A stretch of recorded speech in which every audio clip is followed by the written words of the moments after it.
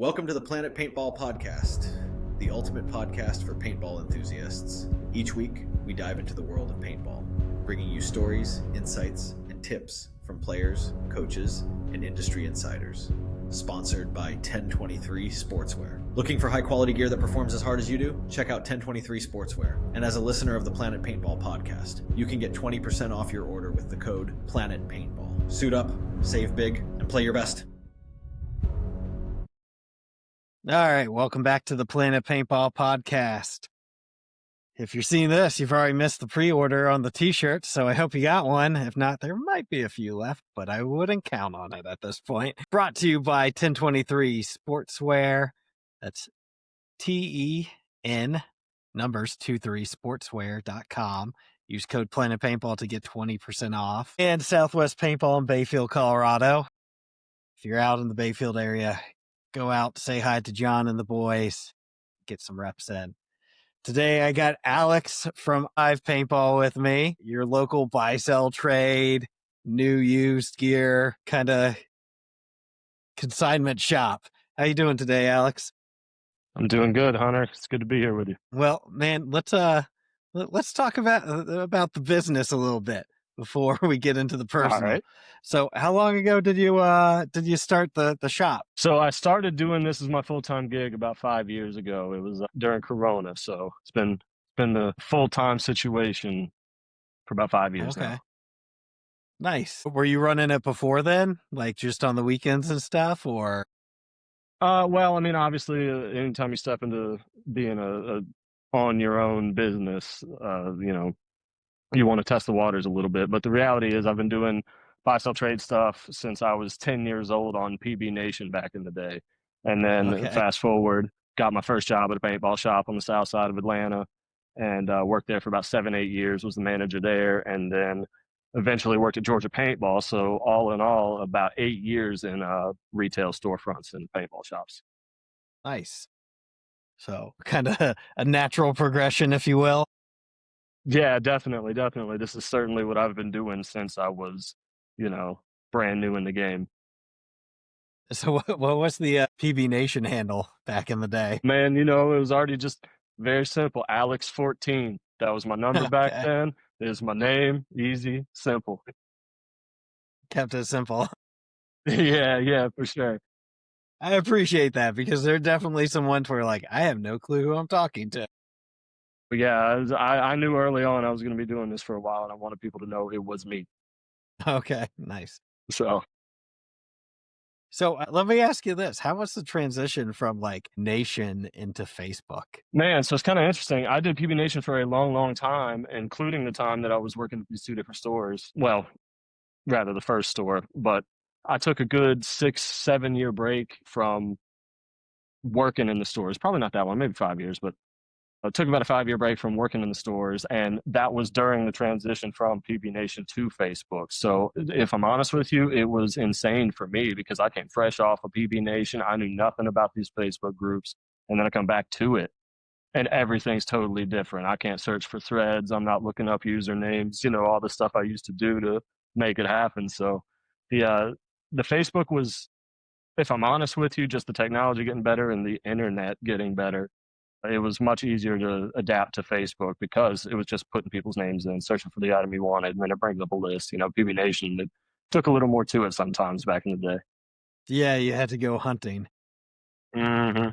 Yep. Especially if you were looking for something. Kind of same game, different style. That's all. Okay, nice. So when did you find paintball? Say that one more time.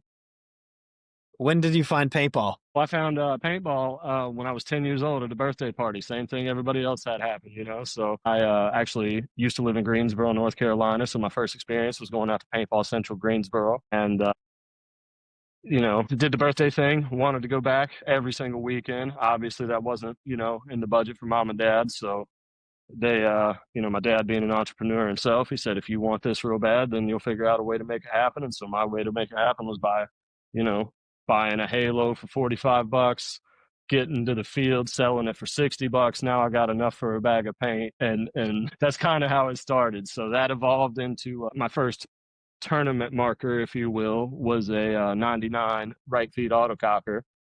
So I had it Nice. the first day. First day I take it to the field, look up, and it's the year before they started the original NXL, and it was I look up and there's Baltimore Trauma playing Detroit Strains. They were shooting the Impulses and they were shooting the DM3s back then. And I looked right at this right feed autococker, and this is before they even made it 15 balls a second. So these dudes are semi-uncapped, making it happen. I'm looking at this right feed autococker I thought was so cool, and I was like, man, I want no part of this. Give me one of those things. So it was just the buy sell trade all the way up to the top. Okay. So as a guy who's had like so many come through his hands, is there one in particular that you're like, man, shouldn't have let that one go? Man, it's absolutely endless, buddy. Luckily, I'm in a position where I see so many deals come through now that all the ones that I kind of let go in the past that I really wanted to make sure that I had in my collection, I've been lucky enough to collect back so far. So I had an old Dynasty Shocker when I Okay. was playing CFOAs, and I got another one of those back through the system and took that in and kept that for myself. And then, a couple other cool ones. I actually, the year the NT10 came out, 2010, the only way you got one early was to go to the Paintball Extravaganza. And there was a big trade show back then for the dealers. And since I worked at a store, they let me purchase a spot to be one of the people who got one of these NTs first. So it was awesome, man. We got the brand new NT10. I was real stoked on it. Anodized it in my buddy's basement with a bunch of equipment that he bought because he wanted to get into anodizing, and that was really cool. So we did that Nice. together. And then that same year at World Cup, all my gear got stolen. So No. yeah. So that's no fun at all. But fast forward, I share on Facebook a memory from 12 years ago. It says, this gun you anodized in the basement. Here's a photo of 12 years ago. I share it, and one of my customers actually reached out to me and says, "Hey, isn't this that NT10 you were looking for the other day?" And I was like, "Yeah, actually, it is." And so I hit the guy up. We work out a deal, and like I said, it came back home to me, man. So that was very cool. That's by far and away the coolest story I have about the one that got away, if you will. Yeah, that's pretty gnarly. All those years later. Yeah. 12 years it got away from me, but she's back home. So any more forays into anodizing for you outside of that one? Yeah, I mean, recently I've been trying to figure out an anodizer to work with, to recommend people to actually. So I've sent out a few Okay. guns, and we're still waiting for things to come back and see how that goes. But I'm actively trying to find somebody. So I've got some pieces out to 3-4 different anodizers right now. I'm just seeing who's the, right one to recommend. Nice. Cool. So take us through the process. If someone wants to sell their marker to you, what's the first thing they kind of got to do? Super easy, man. Just hit me up, shoot me an email or a message on Facebook, and basically just need some photos of your marker, a couple of details, if it does anything weird or, I don't have the stock parts for it or just that sort of thing. But a few photos, a few questions, and we'll get you a quote pretty quickly, and you're able to make a decision from there. If you want to trade it in, sell it, we offer both ways. So whatever Okay. we can best help you with. Okay. Nice. And let's say worst case scenario, you get a marker, it doesn't work. What do you do as a business? Like, do you fix it or you send it back to the guy? Well, luckily, 90% of the 99% of the possible screening is done before we ever ship anything. So we both know kind of what's up before we get going. But in the event that somebody does send something to me that's not quite working, I take them apart, I rebuild everything. So if it's something small like, an O-ring needs change, I'm not going to sweat you over that. But if it needs actual parts, like the solenoid's bad in it, the board's bad in it, then all I ask is that you pay for the cost of the parts, and then we're back square. So nothing too crazy, man. There's a couple people who, they're like, no, I sent you that thing and it worked perfect, blah, blah, blah. But honestly, I videotape every single time I open a box that I get from somebody. So there's no questions. There's no, Okay. whatever. So basically, if they don't want to cover the cost of the parts, that's fine. I put the gun back together and send it right back to them. So, we just don't do the deal. But so far, Nice. that really hasn't been a problem. Most people are very, very honest and, want to do right. So. Mm-hmm. Have you ever had someone like say, "Hey, I think the solenoid's busted in it. What can I get for it?" Certainly, depending on what kind of marker it is, some of the older stuff, getting these solenoids is really, really difficult now. But so Usually can't take those in if I know that they're bad, but the newer stuff where they're all rebuildable and whatever, like most of the time they send it in. And if there's something wrong with it up front, I do kind of tell them like, hey, I'm going to give you a little bit less on the trade in because I'm going to have to spend a bunch of time diagnosing this thing and figuring it out. But other than that, that's really about it. There's no off limits except for really the only thing that I don't take in is like older markers that, like I said, are getting hard to find parts for. Because what I don't want to happen is I don't want to sell you a gun, and then 6 months, 8 months, 8 years from now, you're telling me like, hey man, I need this thing worked on. It's not going for me, and I can't do anything for you. So pretty much everything that comes through the website, if you see it on there, this is stuff that I've seen has a proven track record of being decent equipment, right? Like I'm never going to sell you anything that you don't want. I'm never going to sell you anything that's bad. And even if you don't know it's bad, you can pretty reliably rely on the fact that if it's on my website, it's a piece of equipment worth it. Okay, nice. So let's jump back into the life story, if you will, for a little bit. So Sure. You're out there, you're watching Strange and Trauma grind it out with your 99 right feed cocker. When was the first foray into like tournament paintball for you? Man, so I think back then most of what I was doing was there was a couple local fields doing 3-man things. So I think the CFOA 3-man was a thing back then, and Okay. there was another series a little bit south of Charlotte that I was playing in. But I think so I played some Young Guns division back then, but I think the first real tournaments I was playing was the CFOA 5-mans back in the day. And that was Division 4 with a team in North Carolina. And then I moved down to Georgia, got to play in the CFOAs and GFOAs with a team called Majestic. That was a bunch of the boys down there at Dan's Land. So shout out to Dan's Land. But he was one of the founders of the GFOA. We played out of his field, and we went all the way from the D5 division to the Open division, and making some podiums up there after a while. So that was real cool. But yeah, man. So that's kind of the beginnings of my paintball. So I mean, you went from the hotbed at the time, right, Greensboro, to Georgia. So how was it adapting to Georgia paintball when you kind of were at the top of the southeast pile at the time? Yeah, man, I'll tell you, it was definitely a lot more work to make sure you had enough bodies at the field to actually have a practice, you know. So Paintball Central is a pretty big spot. They've got 3-4 fields up there, and you know, just players for days. So coming down here to you know, a place like Dan's Land where there's maximum 25 guys out there, and that's very good day. It a lot more drills when I was down here, that's for sure. Okay, not getting as much the scrimmage. You have to internally drill to get better. Yeah, for sure. And you've been a big supporter of the NGXL since it started. Yes, sir. I Gotta be. think I think the first time I ran across you was at a CPXL when the nephews was trading in a gun. Yeah, right on. But you supported several teams going into that the first year, and you guys were kind of dominating the local scene. Talk about that a little bit. Like, how'd you find those guys? What made you want to be the keynote sponsor for a team?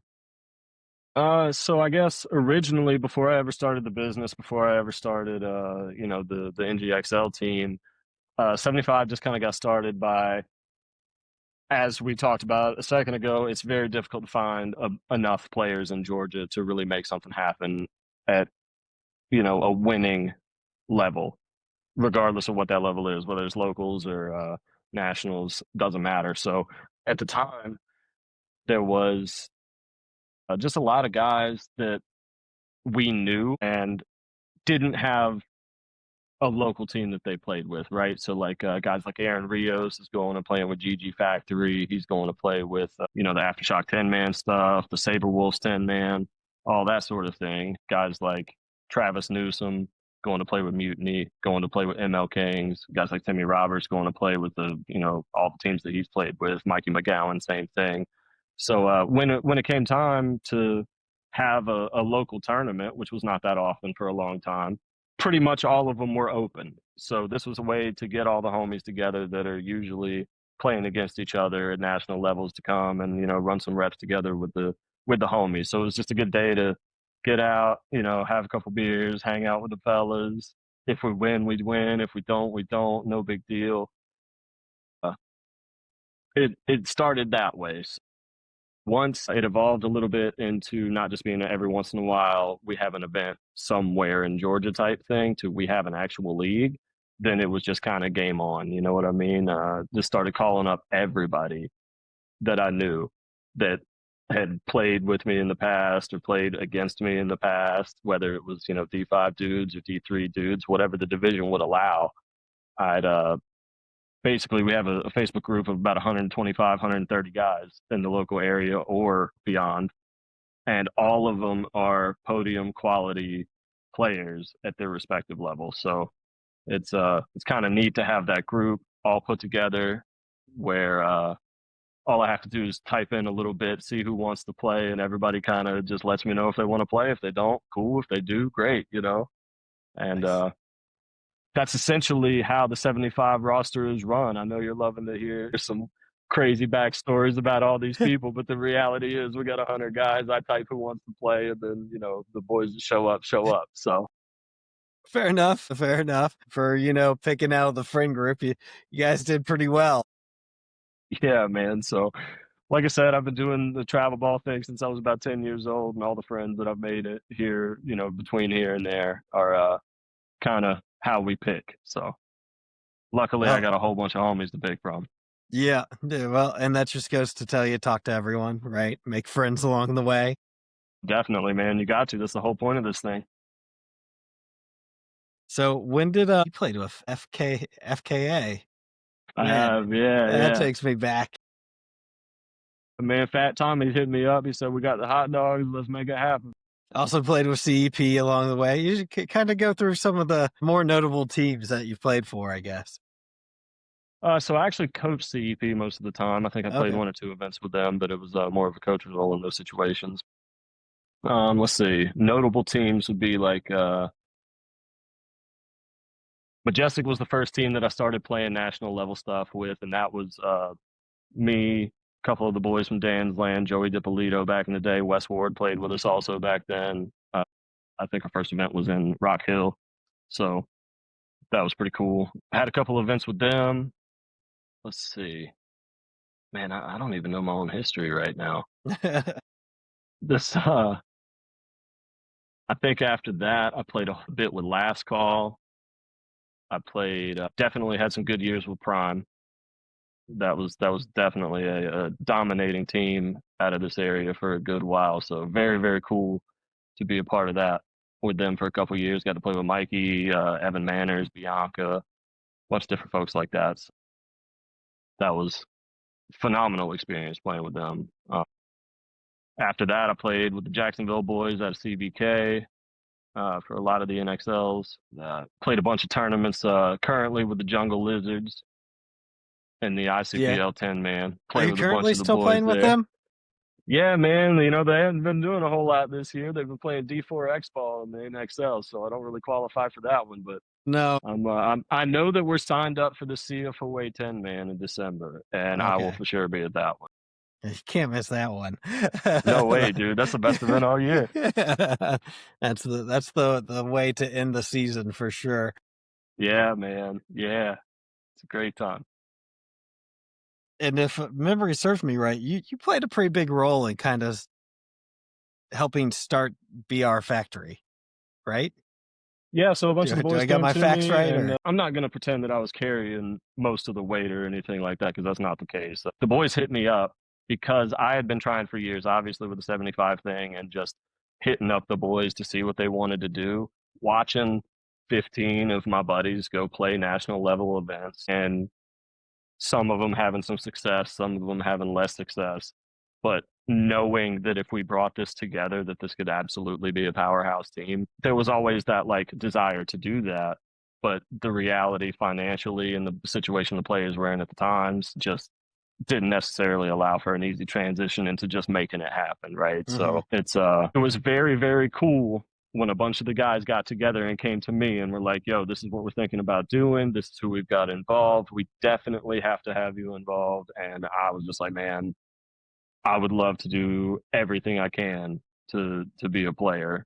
on this thing. So obviously, this had been tried in years past before in this local area with a lot of good talent, and not really had a lot of success. So I told the guy straight up at the first practice, I was like, "Yo, I've seen this move before. I've seen it not work before. I'm not pointing fingers, but y'all really have to prove to me that this is something you want to do." You know what I mean? So after having a couple practices with the boys and making this happen, and then especially when layout practice came, it was like, all right, these dudes really want it. They really want to make this happen.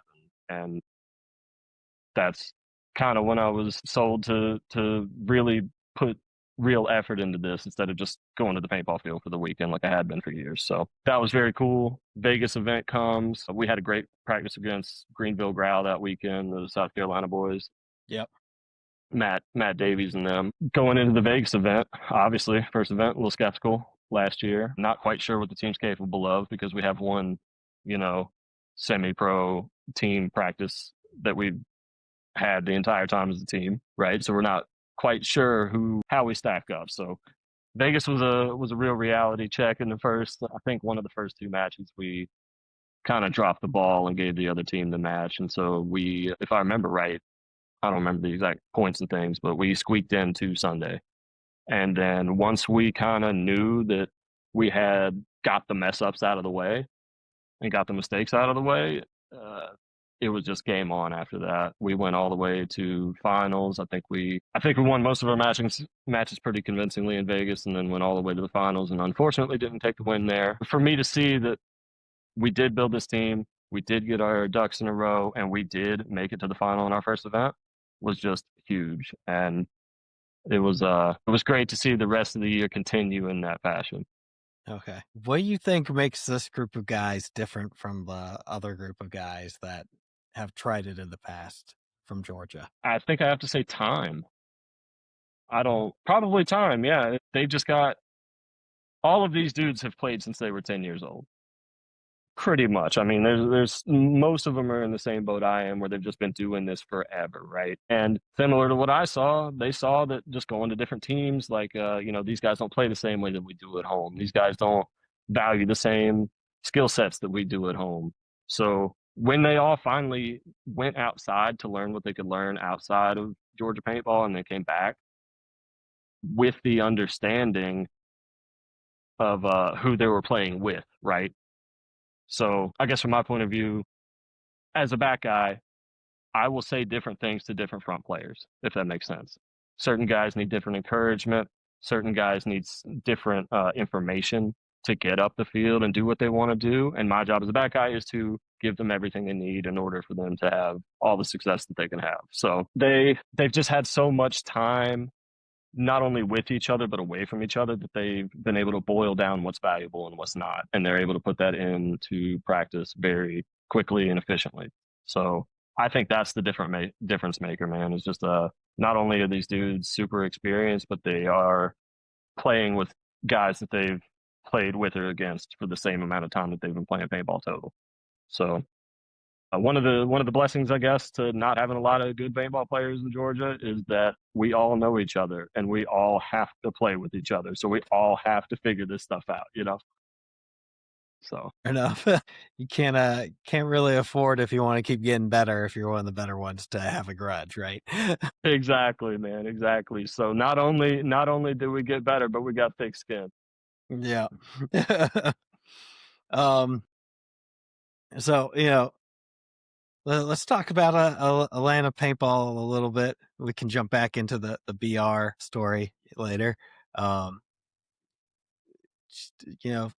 Right now, obviously, like, super healthy with the field out in Jasper, right? Yeah, man. Ridge Field, but like it got grim there for a second, right? Nitro kind of shut down, and yeah.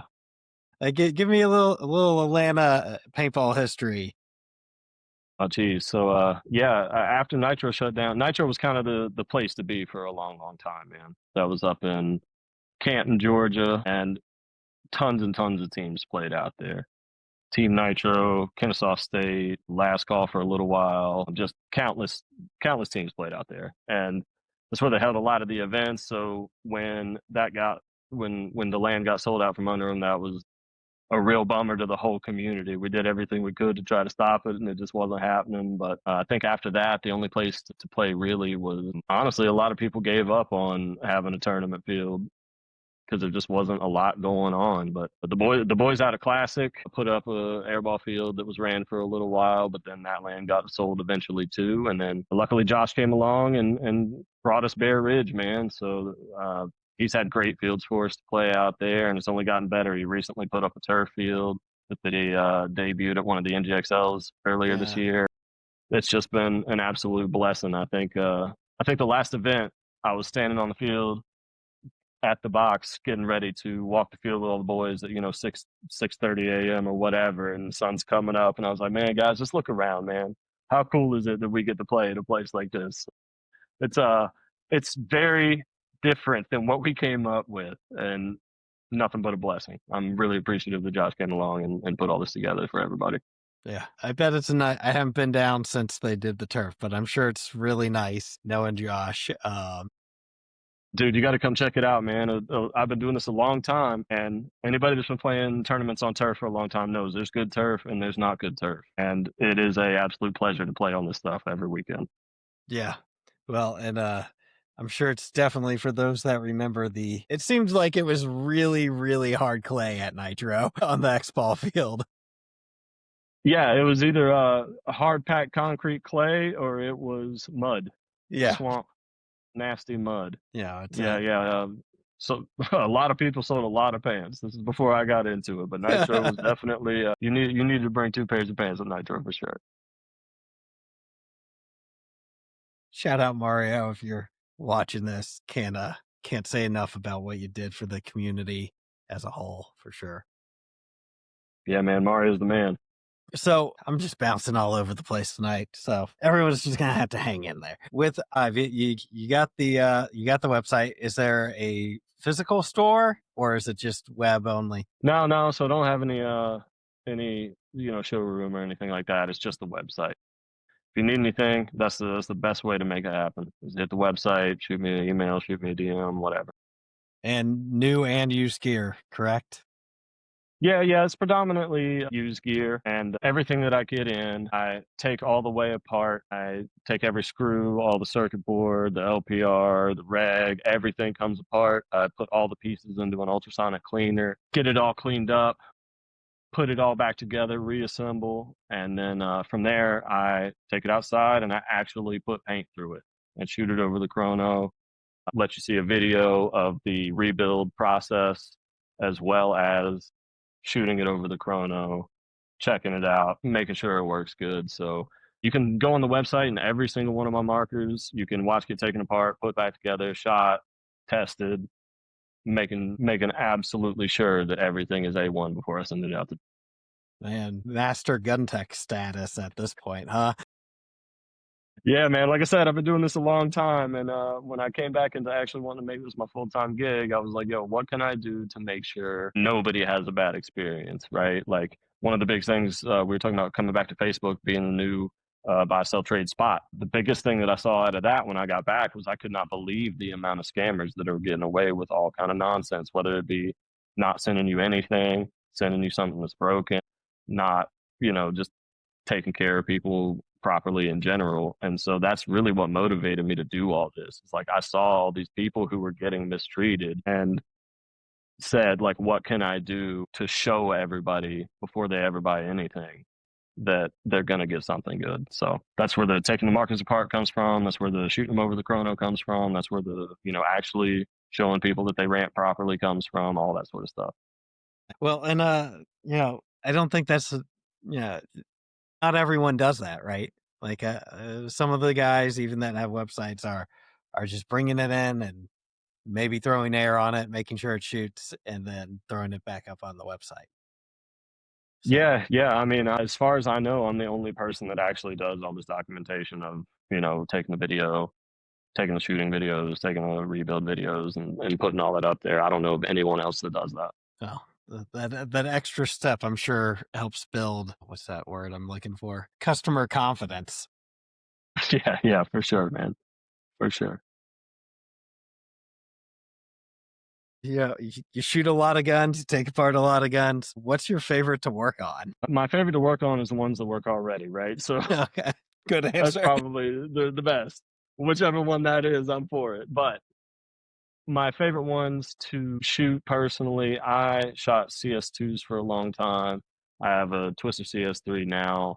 Back in the day, I shot a M2 for about 5 years. That was a great marker. Let's see, my old MT10. Like I said, I still whip that thing out every now and again. Let's see. I'm always skeptical of a new gun, just in general, no matter what it is. But I've been enjoying the R5s here recently. They've Okay, got a very soft shot quality feel to them. So it's kind of reminiscent of the older guns, but better. So really stoked on those right now. nice. I don't think I can give up my CS3 just because that's a pick it up and shoot it marker. And as a guy that works on them every day, the last thing I want to do on Sunday when I'm on my own is start tweaking with my gun. So Fair enough. Well, let's jump back into Bear Ridge. Last year's story. You guys were always in the hunt. How did World Cup feel for you, man? man, getting that win was easily one of the most incredible experiences I've ever had, dude. So as long as I've been doing this, I've never actually won an NXL event until then. Wow. So to get that first win, I think I had 6, maybe 7 pro field finals appearances in divisional paintball, and this is the first one that I won. So getting 6 or 7 second places on that stage is just it's it's one of the worst feelings of paintball. So to finally get that win, and then to have that win be with all my friends, like all the people that we knew should have been doing this since forever ago. It was incredible, man. We had so much fun, dude. And you also kind of started coaching a little bit more recently. How's that did that come about, A? And B, how has it been stepping behind the clipboard a little bit? So I can't remember what year. During Corona, when paintball was kind of not too cool around the Atlanta area, the only thing that I could do was go coach. And one of the teams that offered me a spot was CEP. So that's where the CEP connection comes in a little bit there. Christian Okay. Cifuentes hit me up and said, "Hey, man, let's make this happen." And of course, I'd played with Evan and Corey and a bunch of the other guys on that team for a long time. So it was super cool to get that call. I ended up traveling with them for about a year and a half doing NXLs and different events, and I think we got a WC in there as well, so that was real cool. But uh, That's a trip. then I think maybe 2 years after that is when the NGXL started up. So as soon as they had local D5 D4 tournaments, I think I was kind of ranked out of those D5 events. So I got to play with the D4 team. I got to coach the D5 team that we had going for a little bit. And it was basically just all the boys hitting me up and saying, "Yeah, man, like we want you to come help us out and figure this out." So they were stoked to rep the brand. I was stoked to help them out. And first couple of years at NGXL were just a lot of fun with the homies, man, and still is. Nice. So yeah, when I think of you, I think of like you're notorious like reworking Lana.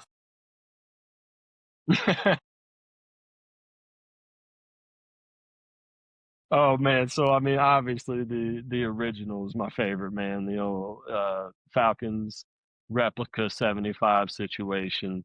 That's always gonna be the A1, I think. But we've got probably like 20, maybe 30 different logos. So all up and down Interstate 75. Whether you're from Miami or you're from Detroit, we got something for you.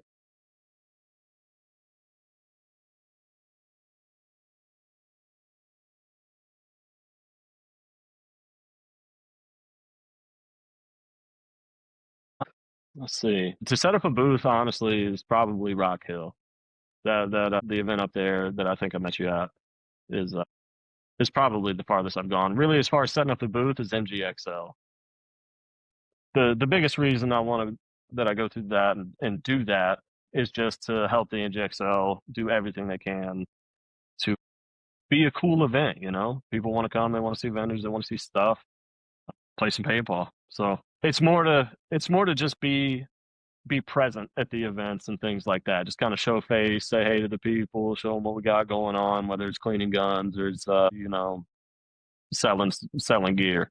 It's just I really like being out there, man. Did I lose you? All right, we're back. We were talking about setting up booths at events and why you do it for the NGXL. Yeah. So really, it's I think the farthest one I've been to is the CPXL up in North Carolina. But I really just go out to the NGXLs and local events to kind of just show face, be a part of the energy, be a part of having vendors out at the event, because there's not a whole lot of vendors at these local things. So just having some sort of presence, not only for advertising 75, but just making the league cooler. That's really what we're out here doing. Okay, that's a good mission. Everyone likes coming out to these events and seeing the vendors out there and stuff. So if you can add to the environment, that's man, and it's a good reason to do it. I've played enough events to where I know kind of what people, stuff people forget: squeegees, lenses, visors, lids for the loaders when it rains, all this sort of stuff. So I try to bring as much of that as possible. Just like I said, it's not really about making money when we're at these things. It's about just kind of showing face and just having what the boys need on game day, no matter who you are. Nice.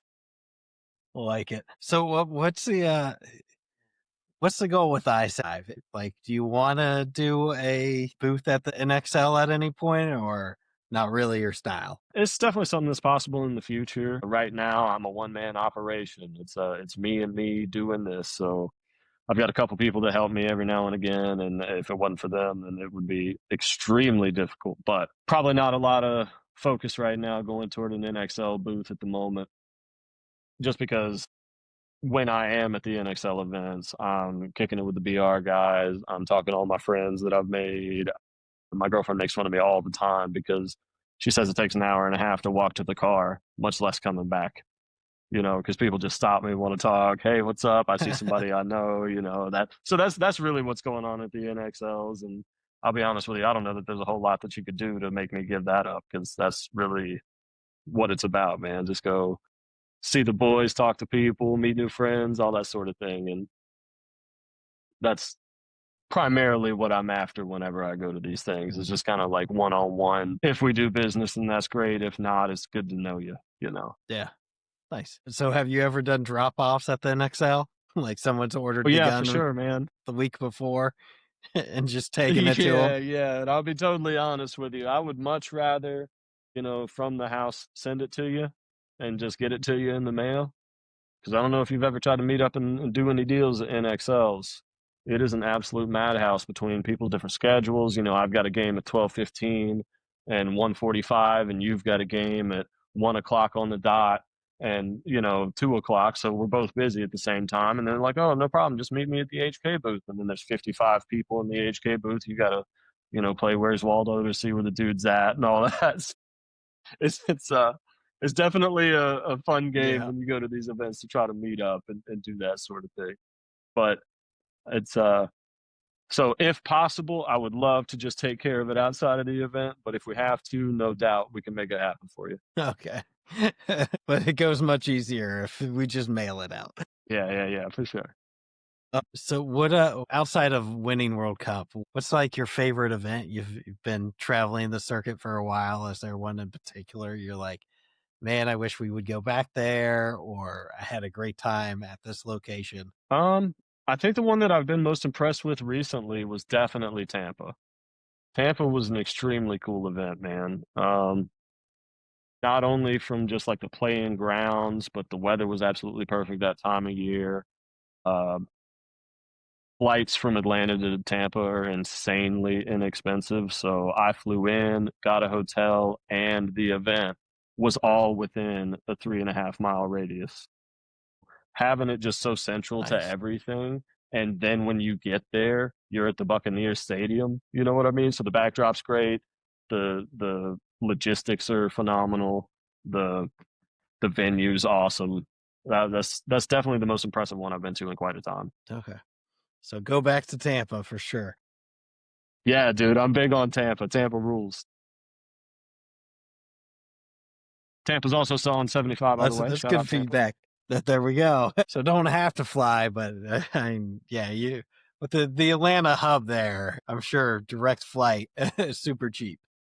Buddy, we are blessed. I don't think I've had a layover the entire time I've lived here. Man, yeah, you are blessed then. Layover games, not always fun. I think, Yeah, what was it? definitely not. I had Definitely not. to get into Greenville. Yeah, I think I was flying Yeah, from, definitely. oh my gosh, somewhere in Florida, and had to spend 7 hours in Philly to get back down to Greenville. Man, I was like, I I've could have definitely driven spent some at this hours in the point. Philly airport. It's not a bad one to spend it in. I'll take that over Miami. There's certainly worse. There's certainly worse. Every time that there's no delays at the Philly airport, my heart, stops beating quite as hard. I've spent some 24 hours in Philly before. That was wild. Man, like just stuck in the airport. Yeah. So, some of the early days of playing nationals as a youngster, we were definitely flying standby and watched about 6 or 7 flights go by with no standby seats. And that's the day we started saving up for tickets. Man, yeah, yeah. That standby game can be hard for sure. Yeah, for sure. What's one of your funnest or most memorable memories from your early days of traveling for paintball? Oh, geez. I'd have to say it'd be like probably the days of Majestic with those dudes on that team. We were just a bunch of high school, early college kids that did absolutely nothing but play paintball. So I think as 19 years old, we spent 50 weekends out of the year at the field, 50. So we were just we Nice. didn't want to do anything but that, you know what I mean? So every weekend was show up to the captain's house on Friday night, Saturday, Sunday. We all get in the same, big SUV, go down to the field, riding together, listening to music, getting breakfast on the way, just all the shenanigans that happen in between. That was some very fun times. We weren't the best team, but boy, we had a blast. Hey, the journey's what it's about sometimes, right? Yeah, for sure, man, for sure. So as far as good times, that was a phenomenal time. And then, years later, that led into kind of doing the same thing with the Prime Boys, just at a much higher paintball level than we were before, you know. And then really fast forward into the Bear Ridge thing is sort of the same situation. We're just a bunch of clowns going to, do what we do at the best we can. Mm-hmm. Well, and just speaking of Prime, you mentioned you're gonna spend the first half of the weekend down there with the semi-pro guys, then you're gonna drive all the way back to help the local guys out. How far of a drive is that for you from Yeah, man. Prime to Bear Ridge? Nah, it's nothing, man. It's an easy 2 hours straight down I-20. Just hit the cruise control and you're there. Okay, that's not that bad then. For some reason, I thought it was like a 5-hour drive or something. No, I don't like them that much. Okay, fair enough. So, what Bear Ridge squads are going to Texas? As far as I know, we're going to have a semi-pro squad. We'll have the D2 boys. There'll be a D3 line and a D4 X-Ball squad. So everything from D4 to semi-pro as far as X-Ball is concerned. And then I believe we also have, I think the Barbies are going to play Dallas as well. So we'll have 4 different divisional lines and a women's line. Nice. Gonna talk to the Barbies a little bit later tonight, actually. Nice, dude. Nice. Who you got coming on? It's like the whole squad. Sweet. Nice. We're getting all the girls. Oh. Their episode will actually come out before yours since we're going to do 75 for you. Yeah, man. Got to. A nice little time warp. So if you want to know how that one goes after this, you can go back and watch them. I'll definitely check it out. Well, man, who you got for the season finales coming up here for the NGXL? Who you think the top contenders are? Man, so unfortunately 75 is out of the running for the whole series at the moment, so we don't have a shot at getting first this year, which is a real bummer. But the great news is we are very much ready and prepared to knock out proper teams that should be moving on and just keep them out of the mix. That's the goal going into the next one. We're just going to show up, have fun. Whatever happens, happens. You're obviously going to give it full effort, but the biggest thing that we could do is just knock somebody out who we necessarily by the stat sheet should not. So that would be the best thing for us. But as far as who I think has a shot in the series and the standings, all that sort of thing, I think Postal has been playing absolutely phenomenal all year. Those dudes are currently, I think, the best in the league at sitting, playing patient, covering the zones, and communicating not only enough, but really properly. So their comms are a lot higher level than a lot of these teams. And that's really cool to see because that's something I'm big on personally. So Postal's playing great. Afterlife is playing great. Those kids are just hungry and aggressive. So that's always the type of paintball that's real fun to watch. Carolina Ice has been playing really well this year. ODB had a great start to the season. But the reality is, at this point of the season, any single one of the teams that signs up is capable of, wreaking some havoc on the prelims. It's I wouldn't count anybody necessarily out of the event. I think out of the series is one thing, but really anybody that enters this event is kind of hungry for a win because a lot of them haven't had it this season yet, and they got nothing left to lose. So, and I think there's still time to sign up if your team. Well, not by the time this releases. It'll be the Friday before.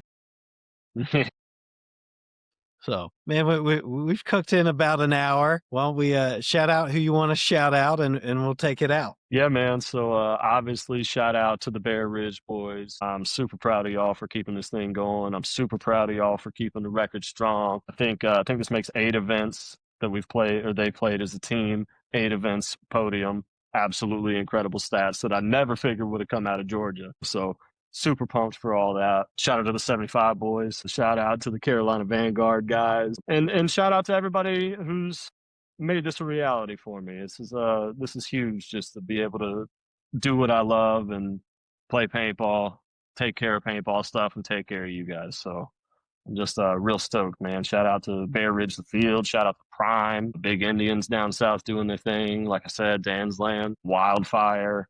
Pretty much anybody that's got anything to do with paintball in Georgia, keep it up, man. There's not a lot of us. Yep. Hey, and it keeps growing. Well, man, this was really fun, and I'd love to have you back on. Maybe we do a little gear review section with you at some point over the break or something like that.